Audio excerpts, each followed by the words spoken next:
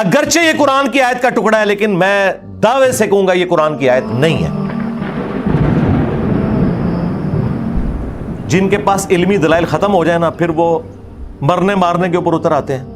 3 دفعہ تو یہ مرڈر اٹیمپٹ کروا چکے ہیں میرے اوپر, اور حالت یہ ہے کہ وہ آنے سے پہلے اپنے آپ کو غازی اور شہید لکھتے ہیں, یہاں آ کے معافیا مانگتے ہیں. ان کو سمجھ آ جاتی ہے سب کچھ ڈھکوسلا ہے, جھوٹ, ایلوژن میں ان کی زندگی گزر رہی ہے. تو اس قسم کی ذلیل حرکتیں اگر ہم نے کرنی ہو نا تو ہم کر سکتے ہیں, لیکن ہم نہیں کرتے. اس کی وجہ یہ ہے کہ ہم کہتے ہیں علمی اختلاف کو آپ علمی رکھیں, اور تم لوگ تو ایک دوسرے کو کافر سمجھتے ہو, ایک دوسرے کے پیچھے نمازیں نہیں پڑھتے, ایک دوسرے کی مسجد میں چندہ دینے کے قائل نہیں ہو. ہم تمہیں چندے بھی دیں, نمازیں بھی تمہارے پیچھے پڑھیں, کوئی مسجد بھی الگ نہ بنائیں, پھر بھی ہم سے تکلیف ہے. جس امت کی یہ حالت ہو کہ اس کی اکثریت کے امام کعبہ کے پیچھے نماز نہیں ہوتی, یعنی بریلوی کہتے ہیں, وہاں اتحاد امت کہاں سے ہونا ہے مجھے بتائیں آپ, جب تک کہ ان کی بیماری دور نہ کی جائے. حسام الحرمین میں احمد بریلوی نے 4 علماء دیوبند اور 5ویں غلام احمد قادیانی کے اوپر کفر کا فتویٰ لگایا اور کہا کہ ان کے کفر میں شک کرنے والا بھی کافر ہے, اور یہ سب کے سب مرتد ہیں. یعنی وہ 4 علماء دیوبند کے کفر میں شک کرنے والے کروڑوں دیوبندیوں کو کافر ڈکلیئر کر گئے, اور آپ کے یہ جو باپا جانی ہے نا, بڑی مسکین سی شکل بنا کے بیٹھے ہوتے ہیں, اور جن کو ہماری ایجنسیاں کہتی ہیں سب سے پرامن جماعت ہے, ان کے سلیبس میں یہ کتاب ہے. وہ کہتے ہیں میرا مرید ہی وہ ہے جو اس کتاب کے اوپر ایمان لائے. ہاں جی لکھا ہے کہ سارے فارغ جے. وہابیوں نے لکھا ہے چوتھا فرقہ وہابیہ شیطانیہ, یہ شیطان لعین ابلیس کے پیروکار ہیں, جس طرح روافض شیطان اطاق کے پیروکار ہیں. پھر اس کے جواب میں جب المحند علی المفند لکھی نا علماء دیوبند نے, انہوں نے جناب پھر پھٹے چکے. انہوں نے کتاب کا نام رکھا کہ المحند ہند کی تلوار علی المفند, ایک پاگل سٹھیائے ہوئے بابے کے اوپر. بابا کی نو کیا, احمد بریلوی نو, اور کہا کہ یہ اور اس کی پوری جماعت ایک شیطانی لشکر ہے جو ہم علماء دیوبند رضی اللہ عنہم پر حملہ آور ہوئے ہیں.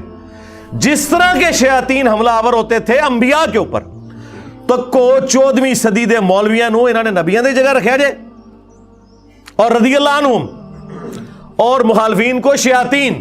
ظاہر ہے کہ انبیاء کے اوپر تو کافر شیاطین چڑھنے کی کوشش کرتے تھے نا, مسلمان شیاطین تو نہیں چڑھتے تھے. تکفیر کر دی. اور اسی المحند میں آگے جا کے لکھا ہے کہ محمد بن عبد الوہاب اور ان کی پوری جماعت جو ہے نا, یہ ایک خوارج کی جماعت ہے. وہابیوں نے فارغ کرتا انہوں نے, اہل حدیثاں نے بھی. کام ختم.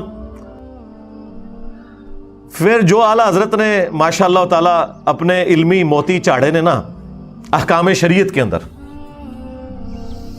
احکام شریعت میں اعلیٰ حضرت سے پوچھا گیا کہ یہ جو وہابی ہیں, دیوبندی اور اہل حدیث اور شیعہ اور قادیانی, سارے نے اکٹھا لکھا, ان کی قربانی جو یہ ذبیحہ کرتے ہیں وہ حلال ہے؟ تو اعلیٰ حضرت نے کہا کہ وہابی ہوں, دیوبندی, اہل حدیث, شیعہ اور قادیانی کافروں کو ساتھ ذکر کیا. کہا یہ 1,00,000 دفعہ بھی اللہ کا نام لیں ذبیحہ مردار رہے گا, اور یہ سب کے سب مرتد ہیں, یعنی واجب القتل. نعوذ باللہ. البتہ یہود و نصارہ کا ذبیحہ حلال ہے. یعنی اعلیٰ حضرت وہابیوں کو, دیوبندیوں کو, اہل حدیث کو, شیعہ کو قادیانیوں کی طرح مانتے تھے اور یہود و نصارہ سے بدتر سمجھتے تھے. پھر ملفوظات اعلیٰ حضرت کی پہلی جلد میں جو ان کے اپنے بیٹے نے جمع کی, اور وہ ساری انہوں نے خود پڑھی ہوئی ہے, اس سے بھاگ بھی نہیں سکتے. اعلیٰ حضرت نے اس کے اینڈ پہ ایک ربائی لکھی ہے, وہ ہم ساتھ اٹیچ کریں گے اسی کے اندر, کہ بڑا چنگا کام کیتا ہے میرے پتر نے. اس میں ان سے سوال ہوا کہ یہ بتائیں کہ یہ جو وہابی ہیں ان کی مسجد میں نماز پڑھ سکتے ہیں؟ اور وہابی اعلیٰ حضرت کہتے ہیں دیوبند اور اہل حدیث کو. تو انہوں نے جواب میں کہا کہ کفار کی مسجد مثل گھر کے ہے. سیدھا کافر لفظ, ایک کہنا جی کافر لفظ دکھاؤ, اے لکھے ہے جی. پوچھا ان کے پیچھے نماز پڑھ سکتے ہیں؟ وہ کہتے ہیں ان کی نہ نماز ہے نہ جماعت ہے. وہ کہتے ہیں نہ دی اپنی نہیں ہوندی، آپ نے کیوں ان کے پیچھے پڑھنی ہے؟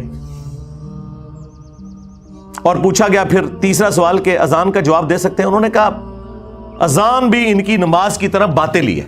ظاہر ہے جن کی نماز ہی نہیں ہو رہی ان کی اذان کیا. البتہ جب اللہ کا نام آ جائے تو آپ عز و جل اور نبی صلی اللہ علیہ وآلہ وسلم کے مبارک نام پہ صلی اللہ علیہ وآلہ وسلم کہہ لیں تو بس یہ کر لیں، باقی کچھ بھی نہیں. اندازہ کریں یہ ان لوگوں کا سٹیٹس ہے جو ایک دوسرے کو کافر ڈکلیئر کرتے ہیں اور چڑھ دوڑے ہیں میرے اوپر. میں پہلے کہ میرے اللہ آئیو میں لا کے ہاتھ پڑا چڑھنی ہے نا تہاڈی عزتاں. یہ پھرا جناب انہوں نے نکالا ہے سوشل میڈیا کے اوپر، پھرایا ہے انہوں نے کلرڈ کاپی، اور وہی پرانی باتیں جن کے میں کافی دفعہ جواب دے چکا ہوں. آپ کو پتا ہے 2 سال پہلے علماء دیوبند نے دیوبند انڈیا سے ایک فتویٰ نکالا تھا. اس لیے نکالا ہے کہ دیوبند جو شہر ہے نا اس میں سینکڑوں اس وقت دیوبندی ہیں جو ہمارے سٹوڈنٹس بن چکے ہیں الحمدللہ. تو پیڑ تو ہے ان کو. اور انہوں نے وہ اعتراضات، میں نے وہ تسلی بخش جواب دیا تھا 1.5-2 گھنٹے میں ایک ایک ریفرنس لگا کے. جسے شوق ہے وہ دیکھ سکتا ہے.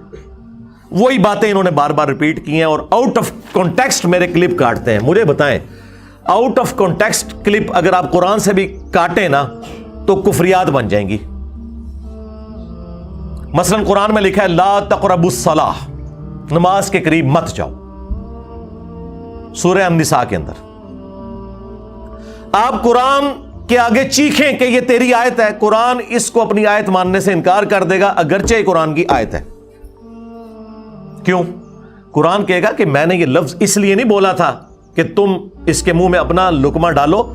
یہ پوری آیت پڑھو، پوری آیت ہے لا تقربوا الصلاۃ وانتم سکارا، نماز کے قریب بھی نہ جانا جب تم نشے کی حالت میں ہو، کیونکہ اس وقت تمہیں ہوش نہیں ہوگی، تم الٹی گفتگو بھی کر سکتے ہو. یہ اس زمانے کی بات ہے جب شراب ابھی حرام نہیں ہوئی تھی. اگرچہ یہ قرآن کی آیت کا ٹکڑا ہے لیکن میں دعوے سے کہوں گا یہ قرآن کی آیت نہیں ہے جب تک پوری آیت نہ ہو.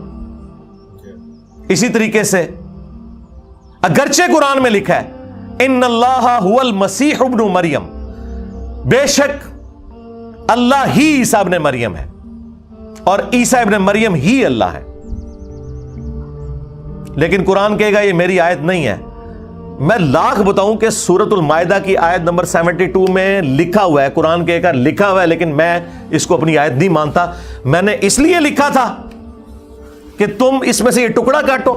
میں نے تو کہا تھا لقد کفر الذین قالوا ان اللہ هو المسیح ابن مریم، بے شک وہ لوگ کھلا کفر کر رہے ہیں جو کہہ رہے ہیں کہ عیسیٰ ابن مریم اللہ ہے اور اللہ ہی عیسیٰ ابن مریم ہے. بات سمجھ آ گئی؟ لہذا میرا 5 سیکنڈ کا کلپ، 10 سیکنڈ کا کلپ، 20 سیکنڈ کا کلپ وہ میرا کلپ نہیں ہے، اگرچہ میں ہی بول رہا ہوں. جس طرح کے قرآن کی آیات نہیں، اگرچہ قرآن میں لکھی ہوئی ہے، کیونکہ اس مقصد کے لیے تو ہے ہی نہیں ہے. اور اللہ کے فضل سے درخت اپنے پھل سے پہچانے جاتے ہیں.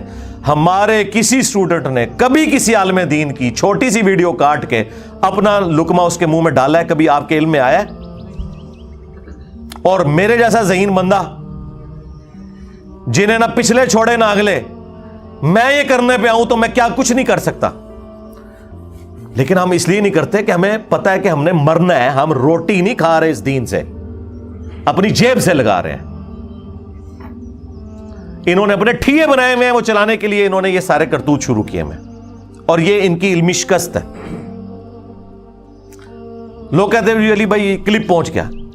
میں ان سے پہلا سوال کرتا ہوں کہ یہ جو کلپ پہنچا ہے نا، جس نے بھیجا اسے کو پوری ویڈیو بھیجو، اور ٹائم قیامت تک کی. آج تک کسی نے پوری ویڈیو نیچے کڈی، کیونکہ اس کے پاس بھی کلپ آیا ہوتا ہے. تو جس نے پہلی دفعہ کاٹا تھا اسے اللہ کا خوف نہیں آیا کہ یہ کیا کر رہا ہے وہ، اور مولویوں کو نہیں آتا خوف. ایک چور بھی مسجد میں چوری کرتے ہوئے ڈرتا ہے، لیکن مولوی اس مسجد میں مردے کو جس چرپائی پہ غسل دیا جاتا ہے نا اس پہ بھی منہ کالا کر لیتا ہے، جس چرپائی کو ایک عام آدمی دور سے دیکھ کے ڈر جائے. مولوی کا خوف اترا ہوا ہے. اصل میں اس کے اوپر مور لگی ہوئی ہے.